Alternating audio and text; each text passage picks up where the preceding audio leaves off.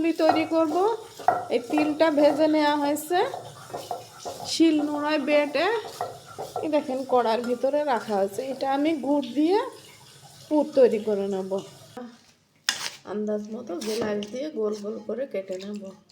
দেখেন এই সাইজের রুটিটা এরকম মোটা করে বেলে নেবেন।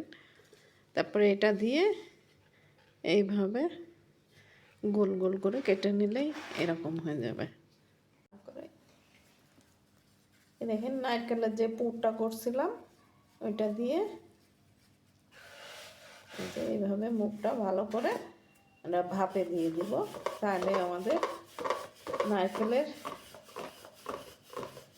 পুলি তৈরি হয়ে যাবে। এটার ভিতরে আমরা যে তিলটা দেখাইছিলাম সেই তিল দিয়ে এই যে আমাদের তিলকুলি, এটা হলো তিলের কুলি। এটাও আমরা ভাপে দিব, তাহলেই তৈরি হয়ে যাবে আমাদের তিলকুলি। রাইস কুকারে আমি এটা সিদ্ধ দিয়েছি, যে ঢেকে দিলাম।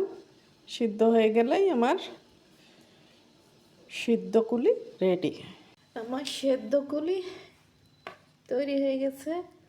দেখেন কি সুন্দর। এটা নারকেলের, এটা দেখেন তিলের। এই দেখেন খেতে খুবই সুস্বাদু।